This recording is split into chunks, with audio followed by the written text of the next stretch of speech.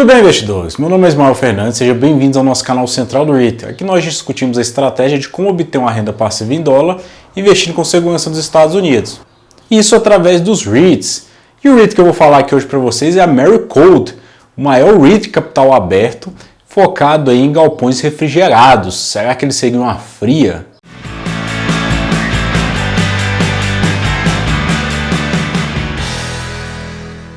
Certamente alguma refeição que você fez essa semana, seja em casa, no restaurante, você comeu alguma comida que em algum momento ela foi congelada ou foi refrigerada. Ou seja, você comeu ali algum produto, uma lasanha congelada, ou você consumiu ali algum produto que precisou de resfriamento, como é o caso de um iogurte, de uma carne, de alguns tipos de legumes, né? Então todos aqueles alimentos que nós vemos ali nos freezer e nas geladeiras dos supermercados, eles precisaram passar por uma cadeia de armazenamento refrigerado.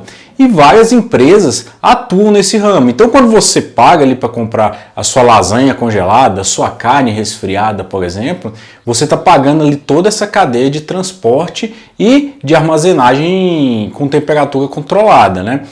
E hoje eu quero mostrar para vocês algumas possibilidades que nós temos de investimentos através disso, né?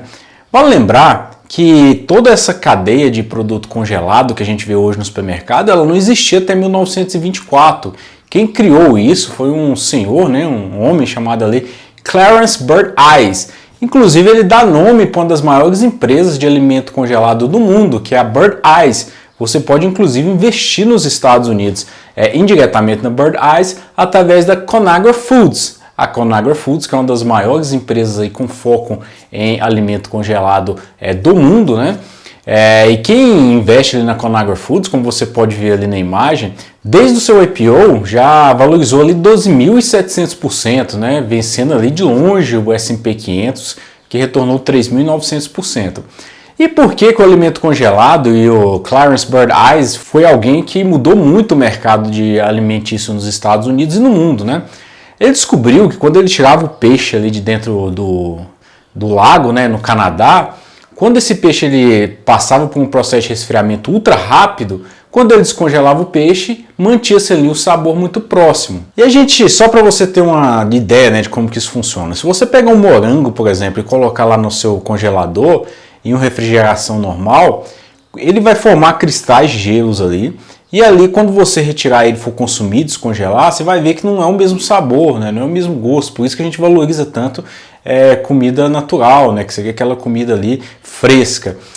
E o que Bird Ives descobriu é que quando se passava por um processo de congelamento ultra rápido, na maioria das vezes o alimento não formava esses cristais de gelo que destruíam ali as células, as fibras do alimento. Então, isso foi uma inovação muito grande. Inclusive, como eu falei, uma das maiores empresas hoje no segmento alimentício de alimentos congelados é a Bird Ives. Mas eu não estou aqui para falar para vocês sobre a Bird Ives ou a Nomad na Europa ou a Conagra Food nos Estados Unidos. Nós vamos falar sobre o maior REIT de capital aberto ali focado em armazéns refrigerados. O nome dele é o Americold, o código de negociação dele COLD, ou seja, frio, né? A Americold, que possui hoje cerca de 246 armazéns, 4.000 clientes e cerca de 10 bilhões de dólares em valor de mercado, inclusive um dos maiores REITs listados na Bolsa dos Estados Unidos. E quem são os maiores clientes ali da Americold? A Americold ela trabalha conectando o produtor, e aí a gente está falando de grandes empresas, né, como é a Conagra Foods, como é a Danone, Unilever, com os vendedores, né, os varejistas, os atacadistas, e ali a gente pode citar diversos, Walmart, Costco, que são empresas ali que atuam vendendo esses produtos congelados para o consumidor final. E a Americold, ela precisa dispor os seus armazéns em todo o território nacional, porque como eu falei, se você é um produtor de lasanha congelada, por exemplo, lá no meio dos Estados Unidos, no meio oeste, e você tem um contrato com um grande varejista como é o Walmart e precisa distribuir essa lasanha para todo o território americano, é importante que você tenha um contrato com uma empresa que vai fazer não só a armazenagem da sua lasanha, mas que ela tenha a capacidade de distribuir isso. Então a Americold ela não ganha dinheiro só com o armazenamento desses produtos congelados, ela ganha dinheiro também com o transporte, com o serviço, com o pallet, né? E principalmente, né, com aquele congelamento ultra rápido. Então existem ali diversos serviços que ela presta para as empresas que isso agrega muito valor. Então esses galpões eles variam ali desde aquele galpão focado no produtor, aonde ele pega aquele produto do produtor, faz a embalagem, faz o congelamento, e os galpões de distribuição, que são distribuições para o atacadista ou para o varejista. E por que esse serviço da Americold é tão importante, né? Como eu expliquei, você como cliente, né, um produtor de lasanha que tem um contrato com a Walmart, você não precisa só do armazém, você precisa do serviço, né? Então, é importante que esses galpões da Americold eles estejam distribuídos por todo o território americano, tanto ali no meio oeste, que é quem está produzindo esses alimentos, ou quem está produzindo o iogurte, quem está produzindo toda a carne, né, que vai ser congelada e vendida nos grandes centros, quanto é importante ele também ter esses galpões ali próximo aos grandes centros urbanos para fazer a distribuição. Mas mais importante do que esses galpões é essas conexões que a Americold vai fazer, que é através do seu transporte de mercadoria. E isso que vai ser o atrativo para o cliente. Apesar de não ser a maior fonte de receita, né, e a margem de lucro também é pequena, como eu vou mostrar para vocês, acontece que o transporte e o serviço é muito importante para que a Americold atraia o cliente final e aquele cliente inicial, né? Ou seja, tanto o varejista que está comprando esses produtos, quanto o produtor que precisa distribuir para os grandes centros urbanos. E a Americold, ele é um REIT até muito restrito ao território americano, né? Hoje ele tem cerca de 200 galpões só nos Estados Unidos, apesar de ser o maior foco deles, mas é um REIT que vem se expandindo muito, né? Tem posição hoje na Argentina, cerca de 3 galpões, tem posição também ali na Austrália e na Nova Zelândia, e agora no ano de 2020 fez grandes aquisições, principalmente na Europa, né? Comprou em uma das maiores empresas de armazém refrigerados do mundo, que tem uma posição muito grande na Europa, que é a Agromechan. Talvez você não saiba, mas a Americold ela é proprietária também de parte da Superfrio aqui no Brasil, que é uma empresa de galpões refrigerados que tem uma posição grande, principalmente no estado do Paraná, estado de São Paulo, Mato Grosso do Sul, Bahia. Então, só para você entender que quando você investe em Americold, de quebra você está investindo também em parte aqui no nosso território brasileiro, né, que é uma das maiores operadoras de galpões refrigerados no Brasil. Inclusive, como você pode ver aqui na imagem agora, 72% do portfólio de Americold está concentrado ali nos Estados Unidos, né? 9% na Europa, 12% naquela região de Ásia-Pacífico, 1% na América do Sul, através da Argentina e parte da joint venture que ela possui com a Superfrio. Mas quando a gente olha ali só para dentro do território americano, a gente vê que ele não é um REIT muito concentrado regionalmente, né? Ele tem 28% ali naquela região central, 28% também no sudeste dos Estados Unidos, 26% no leste e 17% no oeste. Então, é diferente de determinados outros REITs ali, principalmente galpões logísticos, onde a gente vê uma predominância regional, a Americold não, ele precisa estar conectando todos os clientes dele, tanto o produtor quanto o varejista ali que vai vender para o consumidor final. Mas mais importante é que a gente explicar, né, o que acontece, qual é a tese, né, de investimento em cold. Quando a gente começa a investir em REITs, é muito normal que a gente procure um site especializado, né? E todos os sites, tanto na REIT como no Royal Capital, diversos outros que vocês vão ver por aí, eles acabam fazendo eles dividem os REITs por setores, né, segmentos, como ele atua, né? Se você olhar, por exemplo, essa imagem que você está vendo ali no site da Royal Capital, mostra a divisão dos REITs do setor industrial. E é nítido ver que Prologis ele é o maior REIT, né, com 56% do setor, aí, cerca de 92 bilhões em valor de mercado. E temos diversos outros REITs focados em galpões logísticos. Duck Realty, First Industrial, East Group, Stag, Terreno, Lexington.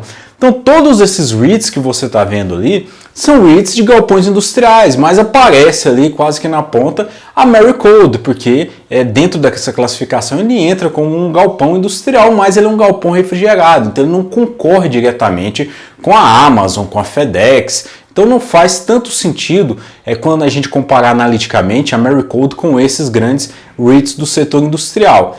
E com quem que a gente vai comparar a Americold, né? A Americold a gente precisa comparar com os pares deles. E os maiores pares de Americold, eles não são REITs e nem são empresas de capital aberto, são empresas de capital fechado. Como você pode ver aqui agora, o maior concorrente de Americold, na verdade, é Lineage Logistics, né? Então quando a gente olha o market share nos Estados Unidos, a gente vê que 26% do market share hoje é de Lineage Logistics, que é uma empresa de capital fechado. Em segundo lugar, a gente vê a Americold com 21%, e do terceiro para baixo ali, a gente vê que já são players bem pequenos, né? US Cold Storage, Interstate, Burris, New Cold. Então são empresas ali que têm uma porcentagem muito pequena, quantidade pequena de galpões refrigerados. E por que eu estou mostrando essa imagem aqui para você ter uma ideia? Porque a Americold ela compete diretamente com Lineage Logistics, porque é a única outra empresa nos Estados Unidos que tem a potência que a Americold tem para distribuir, para conectar, né, tanto ali o consumidor final com o produtor. Então sempre que os grandes produtores vão fechar um contrato, né, de logística, de armazenamento ali de produtos refrigerados, eles sempre vão procurar esses dois players, ou Lineage Logistics ou Americold. E o que a Americold fez, né? A gente tem que lembrar que até 2018 a Americold era uma empresa de capital fechado e ela fez o seu IPO. Uma empresa de capital fechado, ela tem basicamente duas grandes formas de crescer, né? Ou ela usa o seu caixa para poder investir, ou ela vai se endividar. Ela pode chamar também outros grandes investidores, mas não é tão fácil quanto uma empresa que está listada na bolsa. Esses REITs de galpões industriais refrigerados, eles costumam ter uma dívida um pouco mais elevada, né? Um risco maior. E isso não era diferente, tanto com a Americold quanto a Lineage Logistics. A partir de 2018, a Americold abriu seu capital na bolsa. Quando ela abriu uma nova frente, né, de captação de recursos, que são as ações. Então, a partir desse momento, a Americold ela pôde passar a emitir ações e assim captar recursos no mercado para fazer uma série de aquisições e ganhar market share, porque o market share dela até antes da abertura de capital é em torno de 15%, a gente já vê que está chegando ali nos 21%. E o intuito deles é até 2024, 2025, eles se tornarem a maior empresa aí de galpões logísticos do mundo, não só dos Estados Unidos. Agora que eu expliquei, né, qual é a tese, um pouco a tese de investimento aqui de Americold, vamos entender um pouquinho como que é a receita, né, de Americold. Você está vendo aqui na imagem que aparece na sua tela como é dividida a receita de Americold, né? A gente vê ali que 77% vem do próprio aluguel ali, né, que é a receita do galpão refrigerado. 13%, perdão, vem ali daquela gerenciamento de galpões de terceiro. São galpões que são de outros proprietários, mas que a Americold acaba gerenciando ali porque, como eu expliquei, ela tem uma grande vantagem ali frente a outros players, principalmente pelo serviço prestado. E 10% vem do transporte. E olha só que interessante, né? O transporte é como eu expliquei, apesar dele ser uma parte pequena da receita de Americold, na verdade ela representa uma grande vantagem competitiva. E quando a gente olha ali no NOI, o que é o NOI? O NOI é a receita operacional menos a despesa operacional. A gente vê que o transporte e o gerenciamento de galpões de terceiros, eles acabam caindo bastante. Isso se deve porque o transporte e o gerenciamento de galpões de terceiros, eles acabam tendo um custo operacional bem mais elevado do que propriamente manter o galpão logístico ali, né, que a gente está falando. Mas eu quero explicar aqui agora para vocês como que funciona, né? Por que a Americold caiu tanto nas últimas semanas? E isso é sempre aquela pergunta, né, que fala, será que a Americold seria uma fria entrar nele, né? Será que não seria um REIT muito bom, já que a gente vê que todos os REITs de industriais esse ano eles estão performando muito bem, todos eles estão no positivo ali, a gente vê Prologis na próxima 40%, outros ali na casa de 20%, e a Americold está no território negativo e caiu muito nas últimas semanas. Mas antes de mais nada, vamos explicar aqui como que funciona a distribuição da despesa operacional de Americold, do galpão refrigerado de Americold. 42 centavos são do aluguel e 58 centavos vem de serviços, né? Como eu expliquei. Esse serviço vem tanto de pallet, quanto de armazenamento, quanto de refrigeramento, com refrigeração ultra rápida, né? Quanto também do serviço de transporte. Mas o que fica claro ali são as despesas. Se a gente observar, 6 centavos de cada dólar, né? 6 centavos são despesas com energia, né? 10 centavos são outros custos, né, que ele tem, principalmente custo de manutenção, né? Labor, né, que ele coloca ali, né, que são 44 centavos, que é o quê? Que é a despesa com pagamento de pessoal. Quase 66% da despesa que a Americold tem é com despesa de pessoal, ou seja, é uma despesa ali pagando a folha de pagamento, né?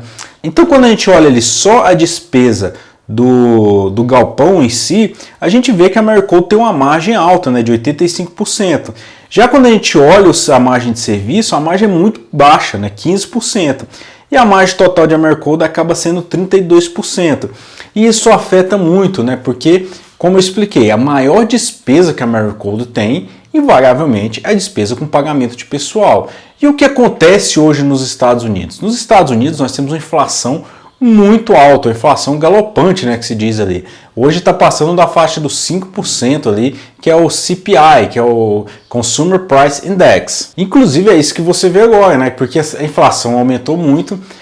Em parte, aqueles cheques, né, de ajuda do governo ali estimularam para as pessoas, né? Então muita gente não faz sentido você ir trabalhar se você tem um cheque ali do governo que está entrando e você está ganhando mais com ele do que propriamente procurando um trabalho. Então isso está ocasionando ali um aumento, né, salarial, e é lógico, o aumento salarial ele impacta muito a folha de Americold, que tem uma despesa muito alta com um pagamento.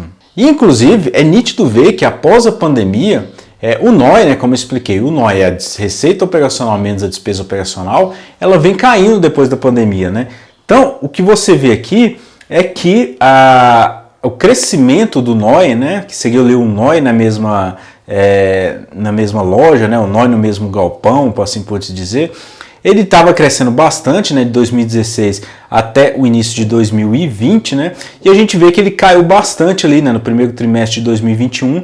Por quê? Porque o crescimento está ficando comprometido não só pelo gasto operacional, né, mas é porque o retail não está conseguindo a receita acompanhar esse aumento de despesa.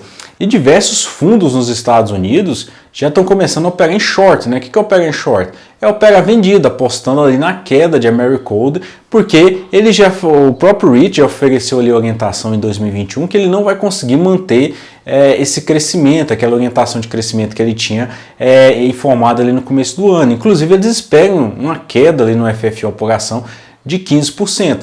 E isso afeta muito, né? Porque o mercado ele sempre vive de expectativa. O retail oferece uma expectativa. Se aquela expectativa não é cumprida, é lógico que a cotação vai cair ali no curto prazo. Mas o que eu quero explicar aqui de Cold, né? Cold, ele é um REIT bem agressivo. Eles esperam crescer, mas eles não esperam competir com Prologis, nem com Rexford. Eles estão competindo com Lineage Logistics, e isso você não vai ver em lugar nenhum, porque Lineage Logistics não é uma empresa de capital aberto.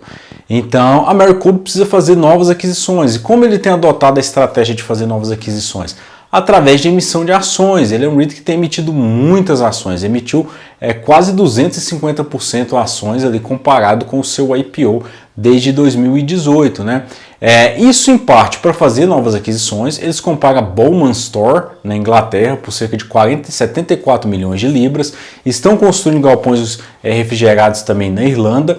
E hoje também eles estão expandindo ali para o território continental, né, através da Agromechans. Vale lembrar que a Bowman Stores, que agora faz parte da Americold, ela está posicionada ali no Reino Unido. O Reino Unido está tendo uma série de problemas de desabastecimento porque eles não conseguem encontrar caminhoneiros.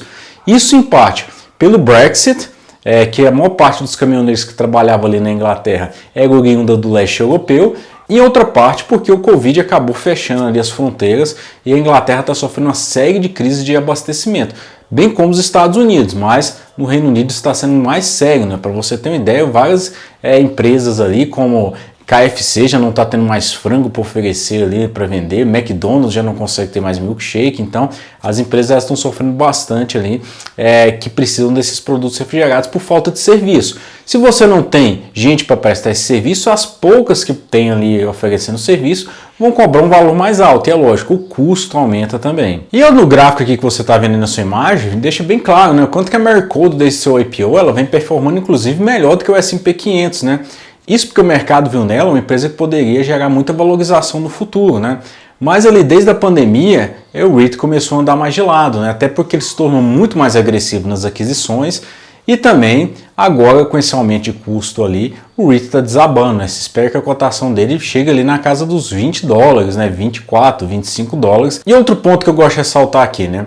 Até 2020 mais ou menos, ele era um REIT que ele estava optando por diminuir o seu endividamento, assim como quase todos os REITs ali do setor industrial, né? Seu dívida EBITDA estava em torno de 6 vezes, eles vinham diminuindo esse dívida EBITDA, mas novamente, ele precisou se endividar muito para poder fazer essas aquisições ali e ganhar espaço, né? Porque eles viram que o momento agora com a crise de 2020, né, era um momento oportuno para fazer essa série de aquisições que eles estavam fazendo. E aí eles optaram tanto para a emissão de ações quanto para o endividamento da empresa. E é lógico, isso aumenta o risco, né? Se você se expõe a um ativo de risco, você espera mais retorno dele. A partir do momento que o próprio REIT informa que ele não vai conseguir te dar aquele retorno ali no curto prazo, isso afeta a cotação. E o que eu gosto de comentar aqui de Americold, né? Muito investidor que acabou se posicionando na Americold, acho que acaba fazendo ali por curiosidade, né? Falar, galpão refrigerado, tô curioso, interessante. Mas é importante a gente entender aquilo que a gente está investindo.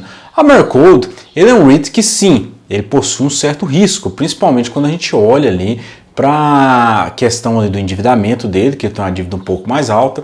Quando a gente olha também ali por essa questão ali do alto custo operacional com pessoal que ele possui, mas é um REIT que, se ele souber aproveitar essa vantagem que ele tem hoje frente à Lineage Logistics, que inclusive é uma empresa que pretendia abrir capital, ele pode ganhar muito espaço ainda no futuro, né? E vale lembrar que essa barreira de entrada que ele e Lineage Logistics construíram ao longo do tempo, ela é difícil de se desfazer hoje, né? E a Americold quer em determinado momento se tornar a maior empresa de galpão refrigerado do mundo, né? E se isso acontecer, o REIT acaba ganhando cada vez mais espaço, né? Tanto com os produtores de alimento quanto com o varejista final ali, né? Porque ele vai ter uma posição ali de conseguir agregar vantagem ali competitiva para todos os players do mercado, né? Então o investidor que está se posicionando na Americold, ele tem que entender o prazo que ele espera do REIT, né?